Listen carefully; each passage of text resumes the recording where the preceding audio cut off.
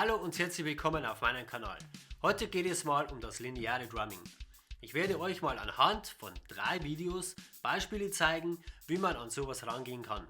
Solltest du neu auf meinem Kanal sein und weitere Videos wie dieses hier sehen wollen, abonniere meinen Kanal, gebt mir einen Daumen nach oben und die Noten stelle ich euch wie immer unten in der Beschreibung zur Verfügung.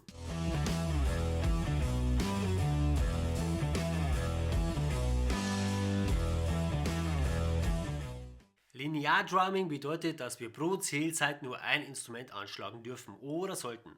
Also zum Beispiel, wenn wir einen einfachen Achtelrhythmus haben und überall da, wo die Bassdrum oder die Snare gespielt wird, die Hi-Hat weglassen, haben wir eigentlich schon einen linearen Groove. Und das macht die Rhythmen wesentlich vielseitiger, kreativer, aber auch komplexer und schwieriger, je mehr Schläge wir mit der Snare oder Bassdrum hinzufügen. Und auf der Hi-Hat dann auch gewisse Rhythmen entstehen, die sehr interessant klingen und ihr von den typischen durchlaufenden Hi-Hat-Variationen wegkommt. In der folgenden ersten Übung möchte ich euch mal eine Herangehensweise zeigen, wie ihr eine Routine für das Ganze bekommt und ihr dann mit dieser Art eure eigenen Grooves zaubern könnt. Und ich habe diese Variationen auf 3 Videos aufgeteilt. Dies ist also das erste von 3 Beispielen bzw. Übungen. Also los geht's!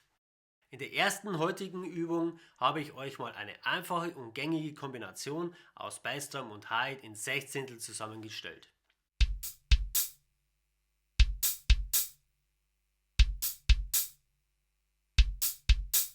Und diese Kombi spielen wir immer auf der ersten und dritten Viertel, also der 1E Unti und der 3E Unti. Und bei den Zählzeiten 2 und 4 füllen wir das Ganze dann mit verschiedenen Figuren auf.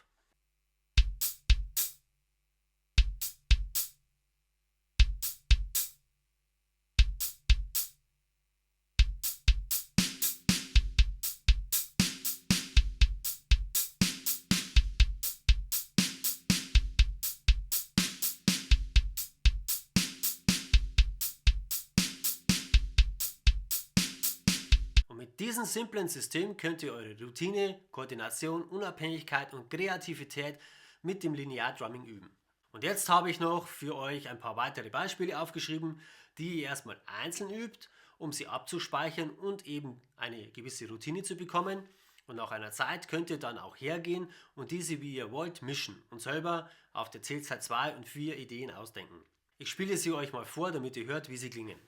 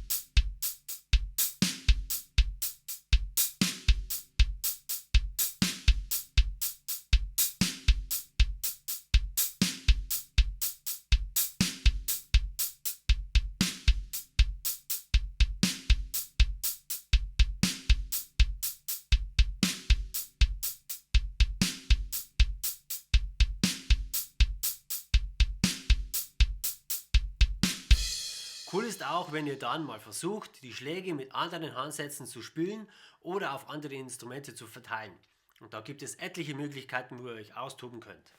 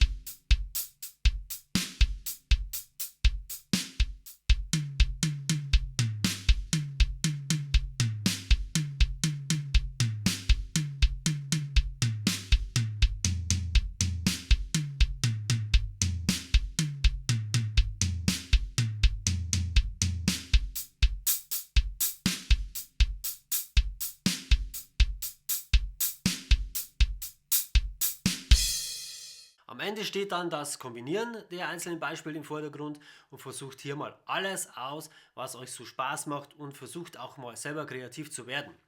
Oder was zu finden, um euren eigenen Stil zu entwickeln. Sonst klingen wir Drummer ja alle gleich.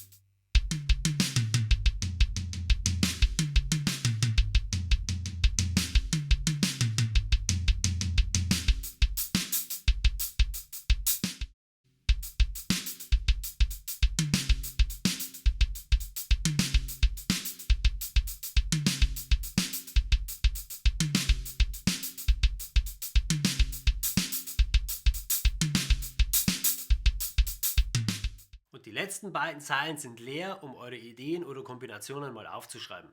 In diesem Sinne, ich hoffe, ihr habt Spaß an diesen Übungen, auch wenn es momentan sehr warm ist und das Üben eher eine Tortur ist. Aber bleibt dennoch am Ball und wer es noch nicht getan hat, gebt mir einen Daumen nach oben, supportet meinen Kanal mit einem Abo und wer Lust hat, kann ja seine Ideen mal in unserer Gruppe, in der Facebook-Gruppe Schlagzeug spielen lernen vorstellen. Der Link zur Gruppe ist unten in der Beschreibung. Bis zur nächsten Übung.